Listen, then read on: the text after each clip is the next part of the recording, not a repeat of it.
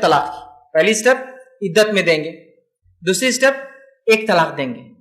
اب تیسری سٹیپس کے بعد کیا کریں گے؟ اس کا طلاق کے بعد عدت گزرنے تک شوہر بیوی کو گھر سے نہیں نکالیں گا. یہ سٹیپ بھی آج کہیں فالو نہیں ہوتی، کوئی اس عمل کو نہیں مان رہا ہے آج. اگر طلاق دے بھی دی، اب طلاق آپ نے دے دی ایک اور چھوڑ دیا، لیکن ابھی وہ بیوی آپ کے گھر میں ہی رہیں گی، آپ کے گھر سے باہر نہیں جائیں گی.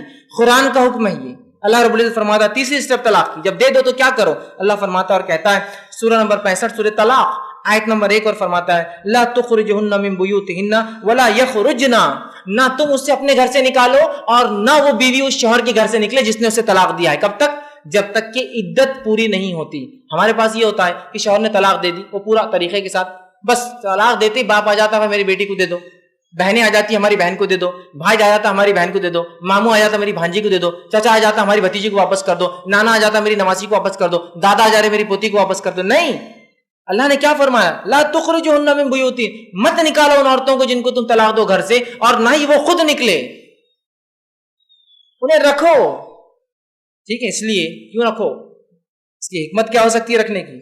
اس لیے کہ اللہ رب العزت فرماتا ہے اس کی حکمت یہ ہو سکتی ہے اگر تم اسے رکھ لو تو لا تدری لعل اللہ یحدث بعد ذلک امرا، ہو سکتا ہے یہ جو عدت کا وقت ہے جس میں تم سے گھر سے نہیں نکالو گے، اللہ تعالیٰ کوئی نئی بات پیدا کر دے تم دونوں کے بیچ میں، کوئی مفاہمت قائم ہو جائے، کوئی گلٹ، کوئی احساس آ جائے کہ بہت غلط کام ہوا، سمجھ میں آ جائے کہ صرف بیوی کو طلاق دے کے عدت میں اپنے گھر میں ہے جس سے میں بات چیت اب نہیں کر سکتا ہوں تو بچوں کی کیا حالت ہے، چلے جائیں گی تو کیا ہوگا، گلٹ، احساس کی بہت غلط ہوا، تو ہو سکتا ہے اللہ کوئی نئی چیز نکال دے ساتھ رہنے کی وجہ سے. کتنی حکمت ہے دیکھیے. میں کہہ رہا ہوں نا شریعت کے مطابق طلاقی آج ہو ہی نہیں رہی ہے، اگر ہونا شروع ہو جائے تو ان کی شرح در اتنی کم ہو جائیں گی نا، پرسنٹیج اتنا کم کہ بہت کم سننے آئے گا. کیوں؟ تو اتنا آسان کر دیا، بس اٹھے چھوڑنے کی طلاق. ایک صاحب پہ اللہ رحم کرے جن کی بچی سے ایک شخص نے نکاح کیا، رات نکاح اور صبح جب جو ہے مبارکباد دینے کے لیے اتفاق سے میں پہنچ گیا تو بولے طلاق ہو گئی.